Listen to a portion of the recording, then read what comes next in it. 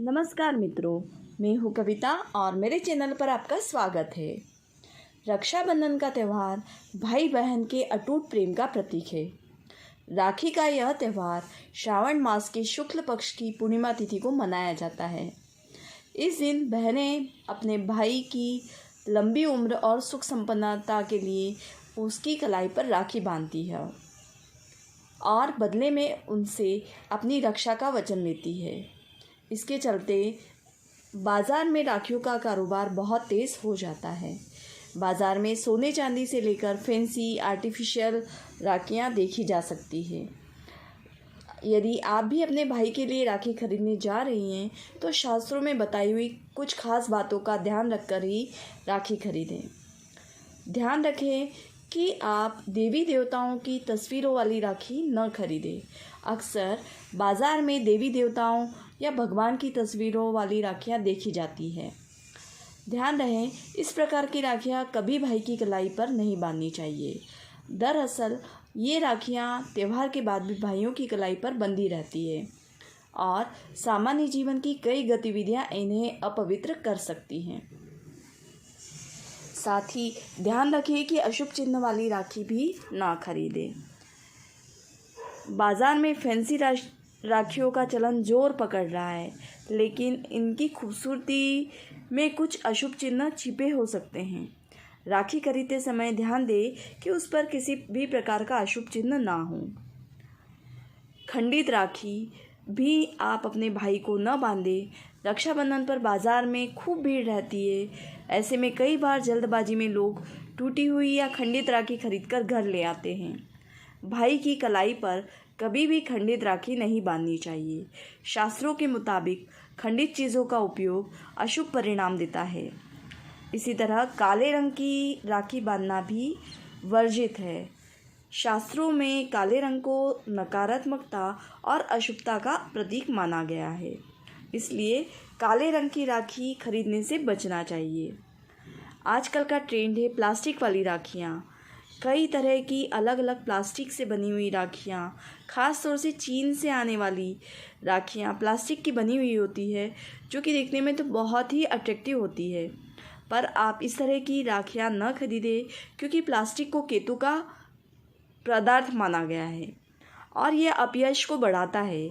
इसलिए रक्षाबंधन के दिन भाइयों को प्लास्टिक की राखियाँ बांधने से बचें। अब बात आती है कि हम किस तरह की राखी बांधें। रेशम से बनी, कलावे की या सूती की राखी का प्रयोग करना शुभ माना जाता है। इस तरह की राखी बांधने से भाइयों के यश में वृद्धि होती है। और यदि आप और भी इसे वैदिक पद्धति से बांधना चाहें तो उस राखी के बारे में जान लेते हैं। हर बहन चाहती है कि उसके भाई का जीवन सुखमय हो और वह प्रगति करता रहे। इसके लिए बहन को राखी पर अपने भाई के लिए अपने हाथों से राखी बनानी चाहिए। ये राखी सामान्य राखी से अलग होती है और इसी कारण ये धार्मिक महत्व रखती है।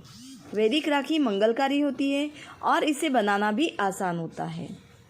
तो आइए जान लेते हैं कि वैदिक राखी किस तरह से बनाएं। 5 वस्तुओं से मिलकर वैदिक राखी बनती है। इन 5 वस्तुओं को रक्षा सूत्र में बांधा जाता है। इन 5 चीज़ों में दुर्वा, ग्रास, अक्षत, चावल, केसर, चंदन और राई का प्रयोग किया जाता है। इन सभी चीज़ों को लेकर वैदिक राखी बनाई जाती है। इन वस्तुओं को रेशम के कपड़े या सूती कपड़े में बांधा जाता है और फिर इसे रक्षा सूत्र में बांध दिया जाता है और वैदिक राखी तैयार हो जाती है। पीले, केसरिया या लाल रंग का रेशमी या सूती कपड़ा लें। अब इस कपड़े में आप 5, 11 या 21 चावल के दाने, 11 या 21 दाने राई के लें और इसमें 7 धागे केसर के, 5 दुर्वा की पत्तियों के साथ इसमें 1 चुटकी चंदन भी डाल दें। अब इसकी पोटली बना लें। आप चाहें तो अपने हिसाब से इस पोटली को सजा सकती हैं। अब इस पोटली को रक्षा धागे से बांधकर राखी का रूप दे दें। अब इन 5 वस्तुओं के धार्मिक महत्व को जानना भी आवश्यक है। दुर्वा यानी दूब अपने आप बढ़ जाती है और दुर्वा की तरह ही राखी बांधकर आप अपने भाई के प्रगति और वंश को बढ़ने की कामना करती हैं। दुर्वा शुद्ध होती है, और उसी तरह आप अपने भाई के मन और विचार के शुद्ध होने की कामना करती है। दुर्वा विघ्नहर्ता को प्रिय है और भाई को भी आप विघ्न बांधों से दूर करती हैं।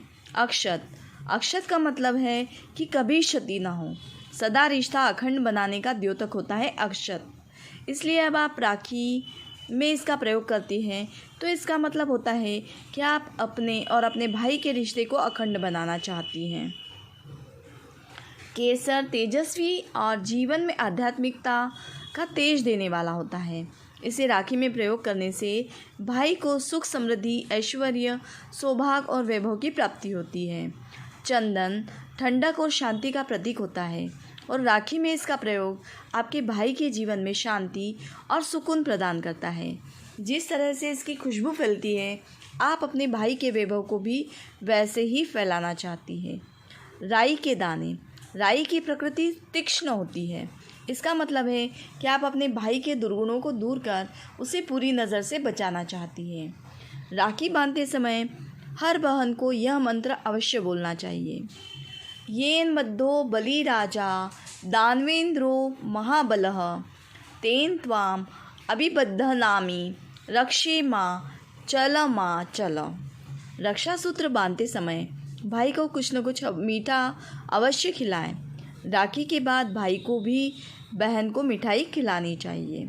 इन 5 पदार्थों के अलावा कुछ राखियों में हल्दी, कोड़ी एवं गोमती चक्र भी रखा जाता है। रेशमी कपड़े से लपेटकर बांधने या सिलाई करने के पश्चात इसे कलावे या मोली में पिरो कर रखा जाता है। इस तरह से आपकी राखी तैयार हो जाती है। उम्मीद है दोस्तों आपको ये वीडियो अच्छी लगी होगी। यदि ये वीडियो आपको अच्छी लगी हो तो आप इस वीडियो को लाइक करें, साथ ही शेयर करें और यदि अब तक आप मेरे चैनल पर नए हैं तो चैनल को सब्सक्राइब करें।